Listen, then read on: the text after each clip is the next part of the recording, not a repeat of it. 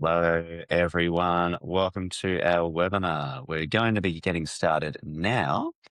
And so we're just going to wait for a few more people to join. I can see that there's quite a few people who are joining so far, and we will begin the event now. So just wanted to say to everyone a big hello and welcome, but a big thank you for joining tonight's webinar from SMEC AI and TNG. It's all about things that are small cluster, big models and building and tuning LLMs with limited GPU resources. Lots of acronyms we're going to be talking about today. So my name is Desmond. I help run some of the events with SMEC AI. Some of you might have joined an event that we did on foundational models earlier in April. And stay tuned to your emails because we will have many more planned for July and August. But I'll also be helping with hosting this evening. Before we do begin, however, I would like to firstly just acknowledge the traditional owners of the land that I am joining you from. So I would like to pay my respects to the elders of the Wurundjeri people of the Kulin Nation, and of course, pay my respects to elders past, present, and emerging. For those who may be joining a SMEC AI event for the first time, as mentioned, there will be many acronyms. But however, SMEC AI stands for the Small to Medium Enterprise Centre of Artificial Intelligence. So this is a government-funded initiative focused on helping Australian SMEs better understand, adopt, and build AI. Through consultations, education programs, events, and the AI Studio, SMEC AI works with businesses across all around Australia to turn AI from something that's interesting into something that's genuinely useful and impactful. And we are thrilled to be partnering with TNG for tonight's session. Just a few quick pieces of housekeeping before we do begin. This webinar is being recorded, and so we'll certainly share the recording to the attendees after the event. And throughout the session, please do submit any questions via the Q&A function within Zoom here. This will give us an opportunity to ask some of those questions towards the end of this webinar after the presentation. So the topic for today is something that I think would really resonate with a lot of engineers, researchers, and founders. Because when we hear about large language models, it's easy to assume that meaningful innovation is reserved for organizations with just unlimited compute, unlimited budgets, and massive GPU clusters. But as technology does evolve, we are seeing more talented teams find new creative ways to build really highly capable models without hyperscaler level infrastructure. So tonight's webinar is really just about bringing all of that to reality. So we're going to be exploring the story behind TNG's Chimera models, and as well as the lessons learned from scaling a single node to a distributed AI infrastructure, and what smaller teams can realistically achieve when they're willing to experiment, optimize, and then also think differently about model development. So that's enough from me. I would love to throw over to Michael from the TNG team. Just to say a few words about tonight and introduce TNG to you, Mark. So TNG is a team of physicists and mathematicians who develop custom software for clients. With over 900 people worldwide, mainly in Germany, like our two, we have a deep network of expertise, in particular regarding AI. Besides partnering with clients in various industries on AI applications and helping them adopt or develop, we are pursuing our own AI research, creating our own LLMs, which get traction on platforms like OpenRouter, and deploying LLMs on our in-house GPU cluster called AI Research is what my colleagues Benjamin and Fabian will talk about today. Benjamin joined TNG in 2021 after completing his PhD in physics. As principal consultant, he is leading TNG's SkyNet team, optimizing inference performance and making sure we always have the newest models available. Fabian joined TNG in 2020 after completing his PhD in discrete mathematics and applied geometry. He's part of TNG's SkyNet team and TNG's AI research team, which published the DeepSeek Chimera models. If you're interested in trying our Chimera models, you can find them on OpenRouter or reach out to me afterwards. Small clusters, big models. Benjamin and Fabian, the stage is yours. Thank you. Thank you, Michael. So you already introduced TNG. We currently have more than 900 employees worldwide. So the headquarters is near Munich, but we have also offices in other countries, including Australia. And the three pillars of TNG are agile software development, AI, and DevOps and cloud. And actually, we already started working on an AI before the release of ChatGPT, before there was the big hype. And today, Fabian and I want to tell you a bit more details and the milestones of AI research at TNG. Now, the basis of everything that has to do with AI at TNG is SkyNet, our own GPU cluster. We have been building SkyNet for more than 3 years now, and it has grown to more than 100 GPUs that we all manage ourselves. And SkyNet is really the basis for running confidential AI services like LLMs, image, or audio models. And the key motivation is that we can use these services also with confidential data, with data that we do not want to send to AWS, to OpenAI, or Anthropic. So we can use these services to run productivity boost applications also on customer data, for example. And some of these applications are like Taya. This is an AI assistant, very similar to ChatGPT, but fully private, open code, agentic coding. But also SkyNet is the basis for research. And today we want to tell you more about the Chimera models, expert tuning experiments, and model training in general. So let's go back in time to 2024. At that time, we did not have 100 GPUs yet. We had 3 nodes with H100 GPUs. And at that time, Llama 3 was the state-of-the-art model. And we were actually quite proud that we could run Llama 3 405B on the first day when it was released, because we had sufficient resources. At that time, the major use cases were actually summarizing large documents, translating, drafting some texts for social media also, and also RAG, so retrieval augmented generation, vector-based search. To tell you what kind of hardware we had, so this H100 GPU, that was really like the standard NVIDIA GPU. And one GPU has 80 gigabytes of VRAM. So in one node, we had 640 gigabytes. And this is a number that you need to compare with the number of parameters of typical models. And you see Llama 3 405B. At that time, it was common that every parameter in a model took 16 bits, so 2 bytes. So 405 billion parameters meant you would need like 810 gigabytes of VRAM. And so you see that at that time already, a single node was actually smaller than what you would need to run a state-of-the-art model with 16-bit quantization. And so we managed to do that. So we run Llama on 2 nodes that we combined. And later also quantized models appeared that did not need 16 bits per parameter anymore, but only 8 bits. And then also Llama fit on a single node. So these were our like standard nodes. But then we also had one node where we had a slightly different flavor of our H100 GPUs, namely H100 NVL, which came with 94 gigabytes of VRAM each. And at first glance, this does not make a huge difference. It meant that we could run a little longer context and have more requests processed in parallel. But we will later see that this difference actually plays a bigger role in how we started with research, because it enabled some of the experiments that were not possible on the other smaller H100 nodes. For inference, for these confidential AI services, our tech stack consists mainly of VLLM as inference engine, nowadays also as Glang, orchestration via Kubernetes, and some custom components, for example, a custom model router. Why did we need this custom model router component? Mainly to make sure that we have some fair scheduling in place, because we found out that it is very easy to have a single user send a single request to an LLM that runs on a single server. But once you go from one user to multiple users, from one request to hundreds of concurrent requests, and from one server to different servers on different GPU models, then the system becomes quite complex. And this fair scheduling solved one of the challenges that was attached to serving multiple users, like hundreds of colleagues at TNG. Now, this is the inference part of SkyNet in those days. But how did we get into research? Yes, so this is where I take over for now. There was a pivotal moment in time at the beginning of 25. So usually we have a little riddle here, so you need to guess what we are looking at, since the date's a little difficult right now.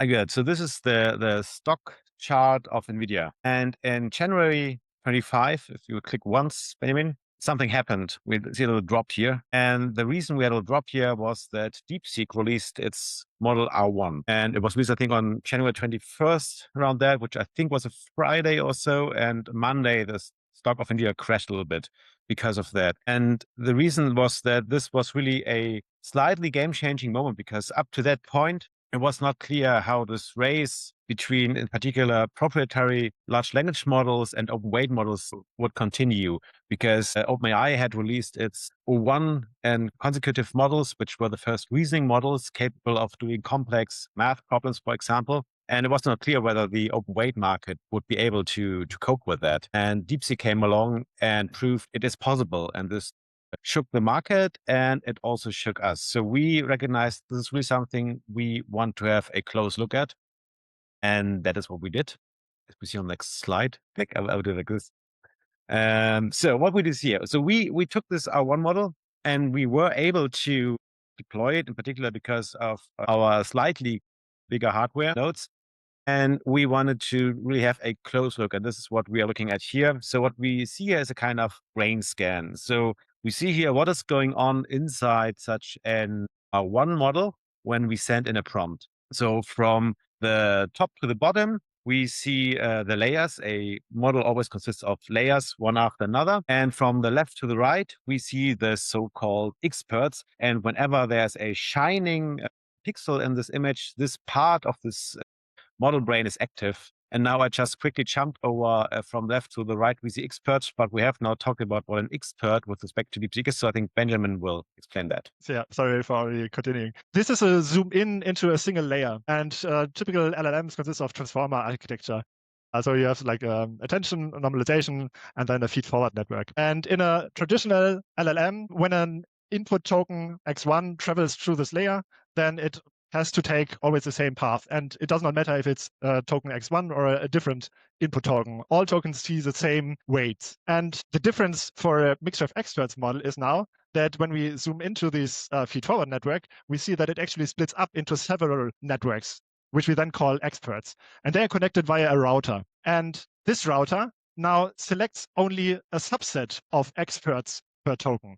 So for token X1, this router in this diagram selects 2 out of 4 experts, but for a different input token, it would select different experts. And this is really key to understand that this expert or mixture of experts models only activate a subset of all their parameters for different tokens.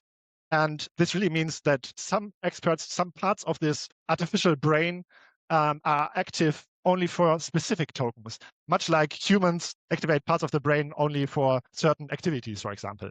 Now back to you. Right.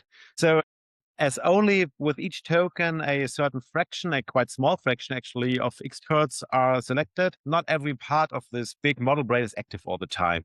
And so this is what we see here. We see some very bright yellow-like pixels, which are the really active experts, and we see like these dark blue pixels, which are not called at all during a prompt. And we thought, yeah, well, this is interesting that we have this kind of inhomogeneous setup here. And when you look at prompts, you could look also at differences between different prompts. So one thing that was a kind of thing starting from day one with these models is that they are, of course, aligned in a certain sense. And because they are Asian models, we know that they are aligned in a different way that, for example, European models are aligned. And there are certain questions, particularly like historical questions, when you ask them, then the model will often just say, no, sorry, I can't answer you that. I won't answer you that, because it has been aligned to do so. While when you just slightly sometimes change the prompt or ask a related question with a related context, it will answer you the question. And what we did is we had these kind of 2 classes of questions, the one where the model says, sorry, I'm not answering this, and other very similar questions where it says, okay, I'll tell you the story. And we took the difference of these activations. And this is what we're looking here, a difference of activation between 2 prompts. And again, we saw this is not a homogeneous mapping, but there are certain experts, certain pixels, which are more active than others. And so when here a pixel shines very brightly, this means that those experts were heavily active when the model answered with, sorry, I won't answer that, and were way less active or was non-active when the model just gave us the answer. So we thought maybe those are really kind of connected to this alignment behavior, and turns out it was. So when you look at the results on the next slide, what we did is we just took 10 experts. We 10 out of almost 15,000 experts in this model, so really, really tiny fraction, and just deactivate those. So meaning we just said you will never be active, and we just turned them off. And we got this result, which showed that when we now looked at our classes of questions, where we have the first class of question where the model says, sorry, I won't answer, and the other class of question where the model gave us more or less the answer, then for the non-aligned question where it didn't refuse, where there was no change, so the model remained to answer them properly, while for the questions where it used to refuse the answer, 40% of those suddenly were not refused anymore. And that was quite for us an interesting result because, it was just 10 out of 15,000 experts. And we call this kind of brain surgery a mixture of tunable experts and published a paper on that. And yeah, from there we thought we should go on. And Benjamin will tell you about that. Yeah. So we already knew that these mixture of experts models and also DeepSeek models as base for our research would play a very huge role.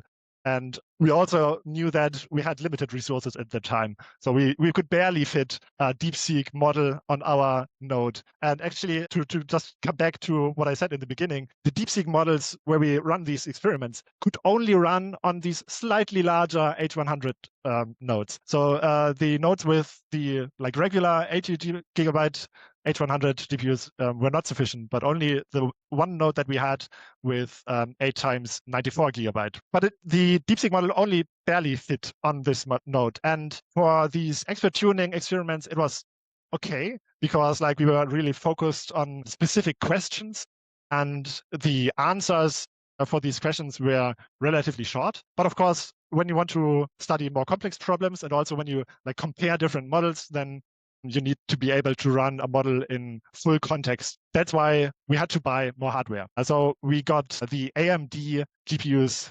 MI325X, which are very cost effective. So you get a lot of VRAM for the same dollar. And we also got an H200 node, which was, I think, the best hardware that you could get from NVIDIA at that time. And with those nodes, we were now able to run full context inference of DeepSeek models. And for research, it meant that we could now run full benchmarks. So we could now really compare the models that we constructed, where we played around with the experts or made other experiments, and then really compare the models that we constructed with official benchmarks and with the parent models, let's say. And that's very important because otherwise you only look into a specific feature and only can tell if this particular feature improves or not. And of course, now this research also accelerated because we could test more models in parallel.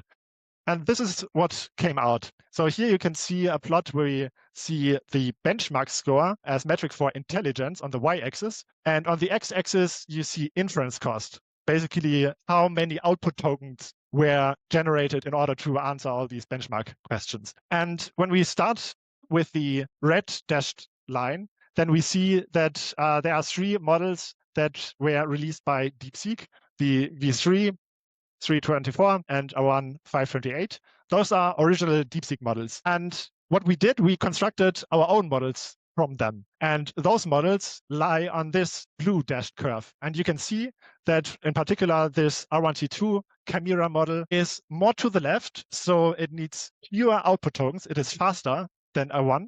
And at the same time, it is more to the top. So it is more intelligent than R1. And this is really amazing that we are able to construct these models from the DeepSeek parent models. And to just give you a view into the timeline, you see here the releases of DeepSeek models. So end of 2024, it started with DeepSeek V3, and then the release of R1 was the pivotal moment. And we were quite quick to release our own TNG DeepSeek Chimera models. The first one in April, and then later in July, the second one, which then also made use of the R1 528 model. And now Fabian will tell you a bit more how this actually was done. Right. So when you now think, yeah, I would also like to do some kind of that stuff, it is fairly possible. So to first catch you up here, this is like a sketch of the typical life cycle of a large language model, which I guess many are familiar with.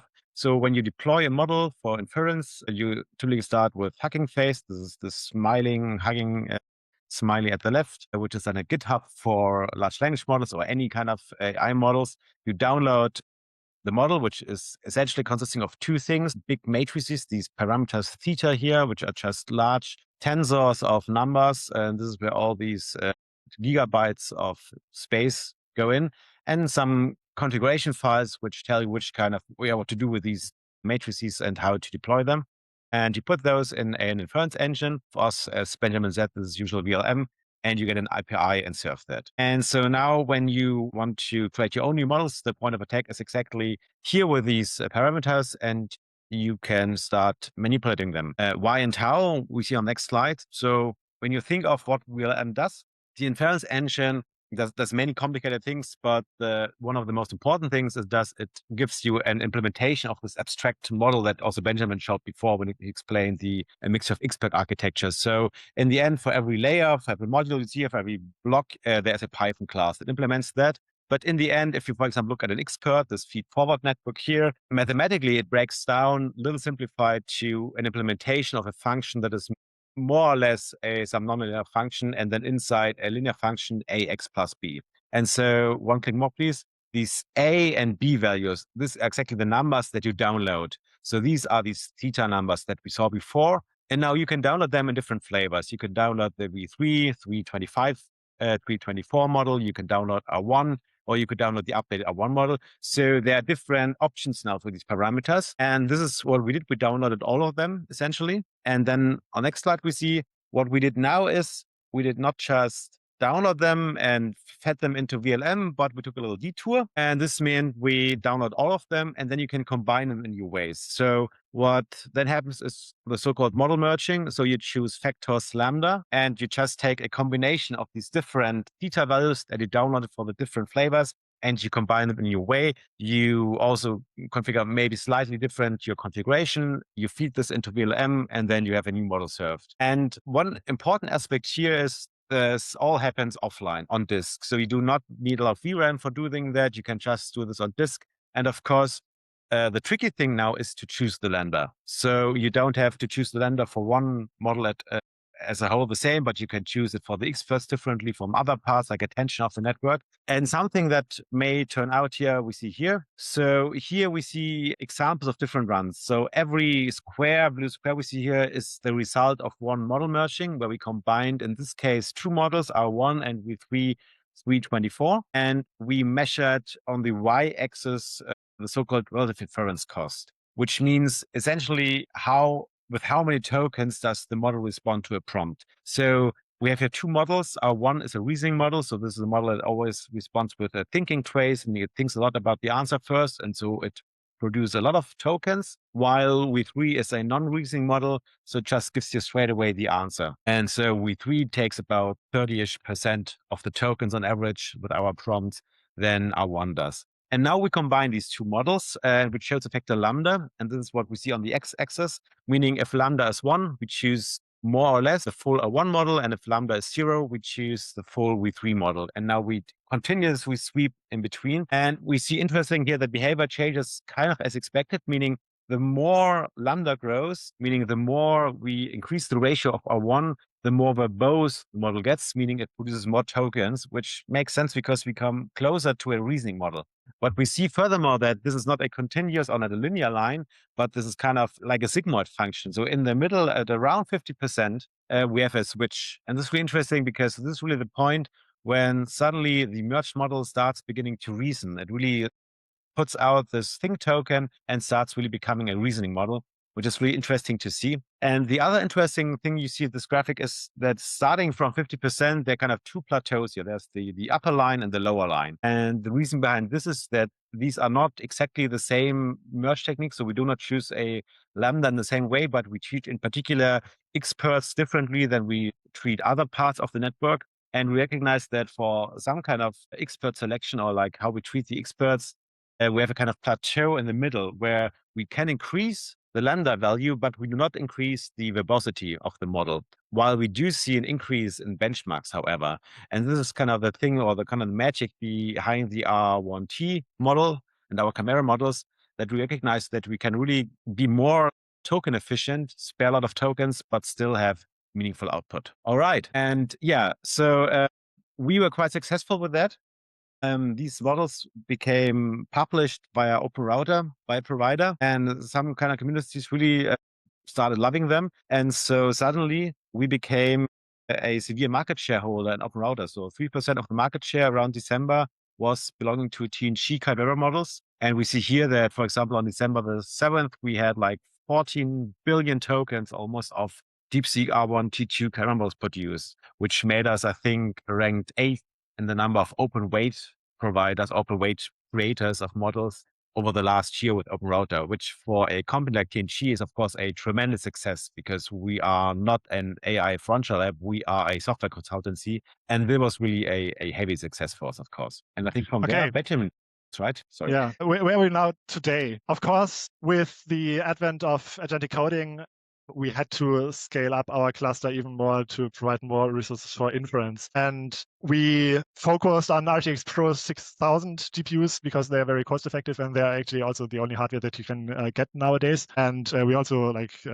made our cluster more mature, but it grew a bit, but it was not really sufficient for better research. And what we then also did is we rented actually even more hardware. So this one is a B200 cluster. So it's 8 nodes with 8 B200 GPUs each. So this one is 12 terabyte VRAM in total. And at that time, it was more powerful than all of TNG's own infrastructure combined. It came also with high-speed InfiniBand interconnect, and Fabian will tell you in a bit why it's important. And this cluster, because it was rented, it was not really suitable for confidential in AI because we could not really guarantee that no one would read what we were doing on these servers. Except actually today, we managed to serve confidential AI even on those rented machines with Intel TDX and confidential computing. That's a different topic. And what this cluster enabled us to do is model training. And why is it important?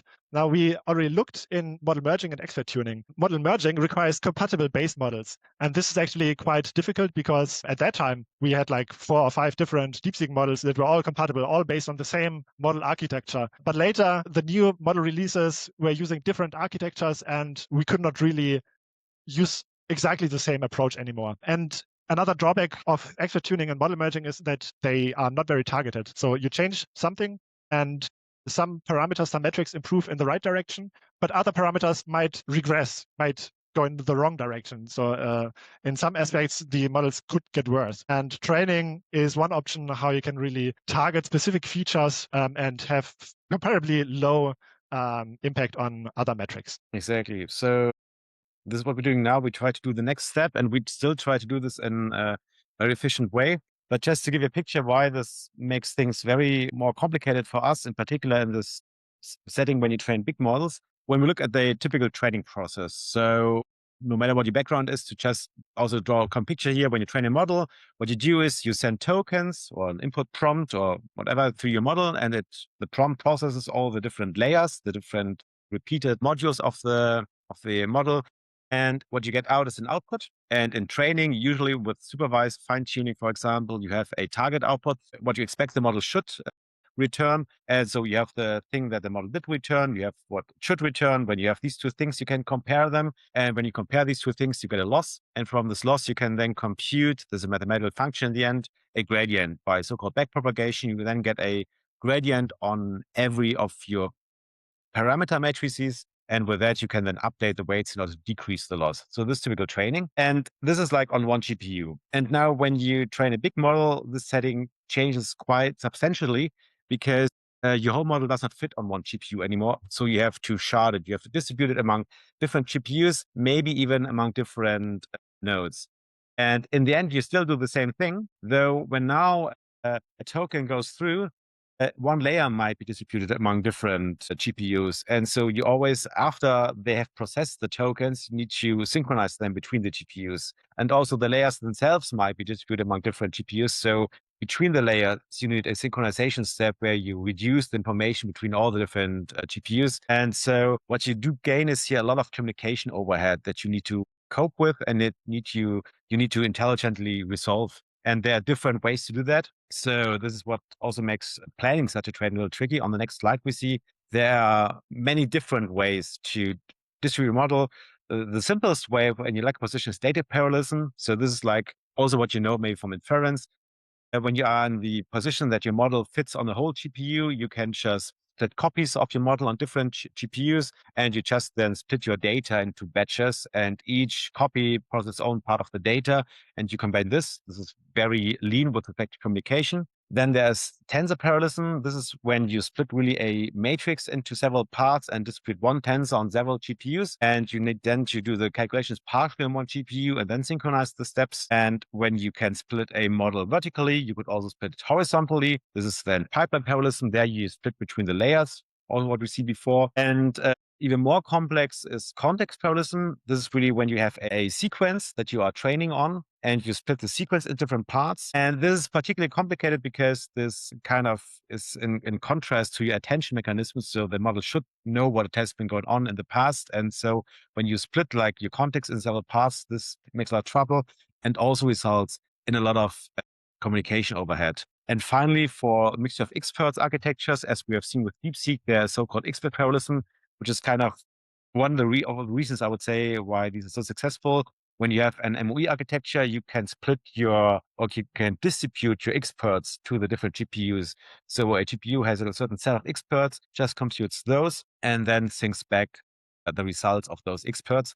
This comes along with other challenges, for example, that you really need to need to ensure that all the GPUs get kind of the same load. You do not want to have one GPU with just some experts that are rarely used in your prompts, and then the GPU just idles and causes opportunity costs. So the key message of this slide is that you see all these floating points here, and points means there's communication overhead. So when you change from training your typical training process that we see on the first slide, which is already complicated enough, to the setting when you train like these huge models such as DeepSeek or today HLM and so on, you have to cope with this communication overhead. So you need a setup that is able to do so, starting on a node that you connect your GPUs with NVLink connections with a kind of a fast bus connection there, or between multiple nodes that you have so-called InfiniBand connections, they're kind of a switch fabric on its own that gives a fast path between direct GPU to GPU communication. So this kind of challenge that we're dealing with today. What was our journey? So we started with these emoji experiments with these brain scans. And this was really nice because we had our inference already running. We were all proud owners of these H100 GPUs. And these experiments were so like surgical that we could do this almost like on the fly. Not exactly, but almost on the fly while we're doing inference with these models. And then we went the next step and we had our great AMD MI320X machine with this almost or over 2 terabyte of VRAM. And we were able to do these model merges, which are still not that VRAM heavy because you just need one instance of your model to test it. But at the final days, we really had like 100 models a week or even a day sometimes running and really quickly evaluated on the fly merge. And so we really need a dedicated machine for that to be able to test out the different values. So for example, produce these kind of diagrams that we saw before with these many squares, and each of them is one merged model. And today we are trying to do the next step. We cannot train a full model from scratch for this. Like OpenAI has over 1 million state-of-the-art GPUs. This is way ahead of our league. However, we do think that there are opportunities still also for small companies like Qinchi to gain some ground here and to use efficient training methods. And we, of course, also love to play around with that and to gain new knowledge. And so we started with this distributed training process, and this is where we are today. And so from this point, I would say thank you for your attention. And of course, we are here for any questions. Thank you, Shane, Benjamin, and Fabian. Amazing. I don't know if the Terminator movie is famous in Germany, but I kept hearing SkyNet, and I was like, "Oh wow, amazing!" Yeah, But, it's not a coincidence. Amazing. Now we do have some time for some questions for people on this call. I can see we do have one so far. So for those who are joining the call who have a question out of curiosity, even if you're totally confused, this is the time to ask. So if you don't know how to do this on Zoom, you should just see a Q&A button just down the bottom. If you don't, you might see the option of more with 3 dots. So jump into that, ask a question. We do have the first question from Adnan, who's asked, what does governance look like for organizations using your Chimera models? Who's responsible when something goes wrong? So it really depends on in which country you want to run these models. I think because it depends if you're in EU or outside. Typically, when you release a model, then you also release some terms of use. So you say, okay, you must not use the model for processing, for generating harmful content, for example. And then there are also some disclaimers where you say that you cannot guarantee that the model will always tell the truth or something like this. So typically, it is the user of the model who is responsible for using it in a way that like facts are checked and content is moderated. I think we could also say that we built an extension for our Chimera model, basically some kind of guard railing, where we also added some more very lightweight models that do exactly this moderation. So like they check the prompts for harmful inputs, and I also check the outputs if they can be sent to users. Of course, these models cannot do any like fact checking, but they can prevent the model from outputting any harmful content. So this is typically something that you would want to deploy alongside your LLM. But this is not specific to Chimera models, but this is really, I think this affects every model that you use. Amazing. Thank you. The next question is from anonymous attendee. Now, we do have a question. Were there any categories of prompts where the Chimera behaved noticeably different from both parent models? With the Chimera models, I would say not from both, but it's really like they really saw this kind of behavior in between, in particular with respect to reasoning heavy questions when you do, for example, an AIM benchmark with these complex mathematical questions.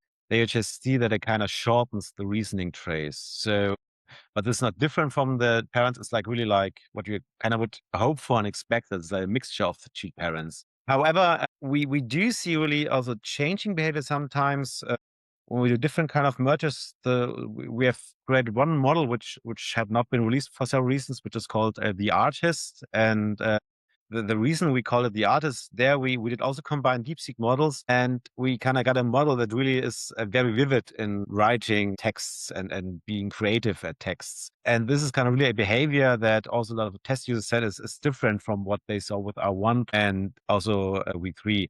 So kind of what does change is kind of the feel that you have with these models, although this is really a hard thing to benchmark and to put into numbers. Amazing. Hopefully that answers your question. The next question we do have is, do you think assembly of experts could eventually work across modalities?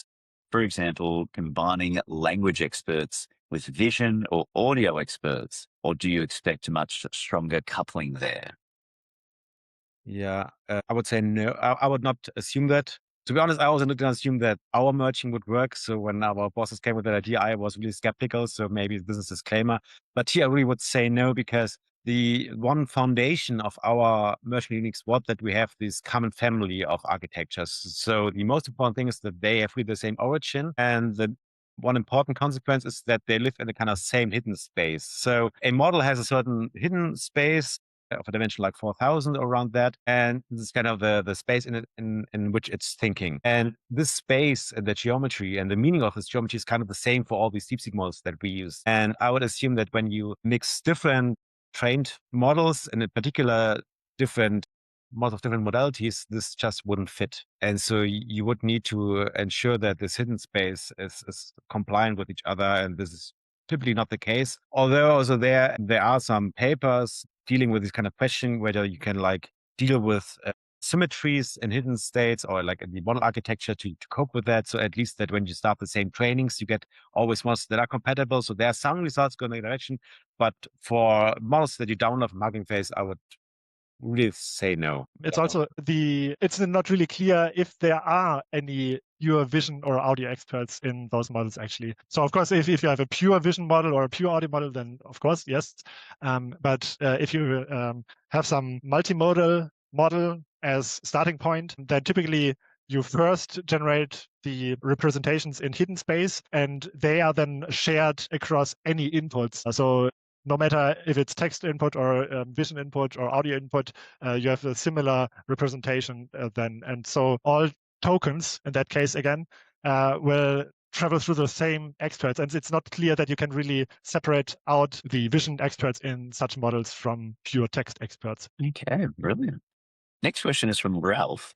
How might such models potentially operate on edge devices? I think in general, there's no reason why you could not run them on edge devices. The biggest drawback is, of course, that they are large models. So like we use DeepSeek V3 architecture as base model. And so this is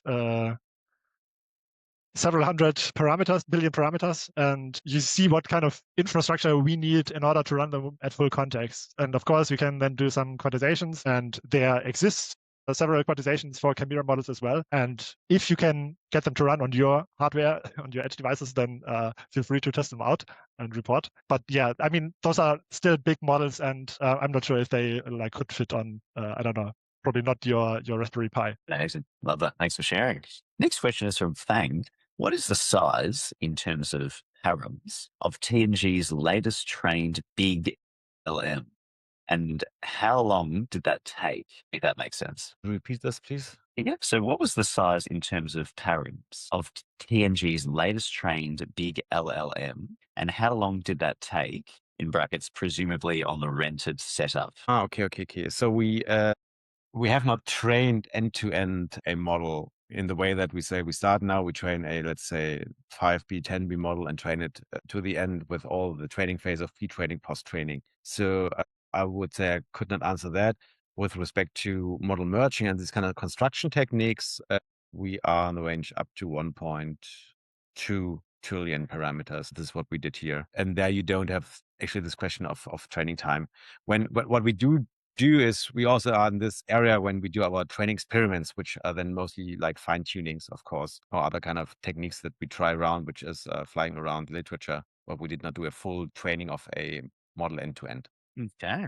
Cool. Hopefully that helps to answer your question. Now, we do next have a question from anonymous attendee, and I'll just read this out. The result that surprised me the most was the assembled models seem to remain coherent without retraining. Do you think that's evidence that experts converge towards reusable computational building blocks, or is there another explanation for why the composition works so well? And let me know if we need to repeat that. I do think, like, so there's a recent result by the Allen Institute, which heavily suggests that, in my opinion. So I do think that experts, I'm not sure whether I would say converge, but they're like experts could become a kind of replaceable thing in architectures. So this is I would hope for and also believe in.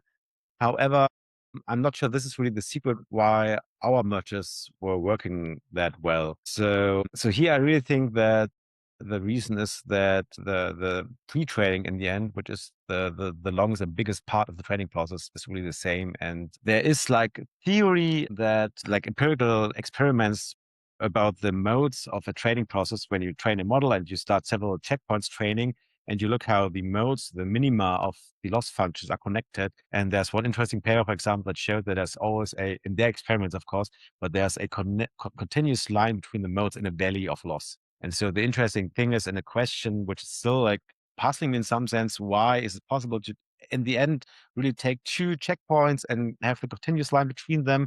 And no, as you wrote, no of these is broken. So they are really without any retraining.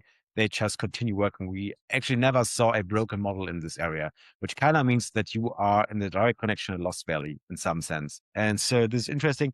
So there are some theory behind this. I would not say this is purely with respect to the mixture of experts architecture here. This is a more common thing and is, of course, heavily relying on the fact that we used the same family of models again. Amazing. Thanks so much. And we've probably got time for one more question, and I'll go with this one. Do different experts develop different attention patterns? And if so, do you think future assembly techniques could also combine attention on KV cache related components? That's an interesting thought. Maybe I will say something. Benjamin can correct me. Let's put it this way. I would say for now, in all the architectures I am aware of, attention and experts are really not mixed in any way. So they're really separate things. You have the attention layer, and then you have the a mixture of X per layer, and they are separate in a way that for the attention doesn't care that you have experts coming after them. So the attention would not care, also the training process, whether after this there's a sparse expert network or a full feed-forward network as we see on the left. So for now, my answer would be no, this does not interfere, although I really like the idea of having a separate attention mechanism for separate experts. Before, I think because like the base model and then also like the architecture and how the hidden states were trained would probably be too different to make it work immediately. Amazing. Thank you so much for sharing. I can see that some new questions have come in, but I think that is time for us. I know that Ben and Fabian probably have a busy day ahead of their workday over in Germany. And I know that a lot of people here might need to head to dinner, but just want to say a big thank you to everyone for joining tonight's event. What we will do after this is that we will send some follow-up notes. We'd love to hear your feedback as well. We'll send, if you don't mind us sharing, it's already on the event page anyway, your LinkedIn profiles, Benjamin and Fabian. I could see that someone was curious to connect with you both, and I'm sure they'll both be happy to continue some of the conversations, help advise on any questions that you might have. Michael on the call as well. As we've mentioned, Michael's based in Australia. He helps run the TNG arm in Australia. So he would also be a really good first point of contact as well if anyone has any opportunities or any questions or any collaborations. But also want to say a huge thank you to Benjamin and Fabian. I have spent a lot of years learning languages, but like your level of fluency to be able to speak with all this things that I don't even understand too well in English. Yeah, I'd take my hat off to you for not only you being able to present in a totally different language, but obviously your expertise in this field, and it's really exciting what you are building. So really appreciate you taking out the time to share some of your insights with us. Now, in terms of some other future updates, we will have lots of things about SMEC AI events, mainly in Melbourne, potentially a few more webinars. If anyone is joining from Perth, then stay tuned. We should have something to announce quite shortly. But also, we will send a follow-up email with also applications to the Pathfinder program. So we still have 3 weeks left. It's probably more for those who are curious about AI. I know a lot of people on this call might be quite advanced in their understanding of using AI, but we will have I suppose applications open for a few more weeks for this Pathfinder program. We'll circulate details there, and really excited for some upcoming events that we will share as well. But in the meantime, just want to say a huge thank you to you all for taking the time out of your evening, and a huge thank you to Michael, Benjamin, and Fabian from the TNG team. Thank you so much. Thanks for having us. Thanks for the organization. Thank you, everyone. We'll circulate the recording and we'll send a follow-up email shortly. Enjoy your evening or your morning. Thanks. Thank you. Bye. Bye.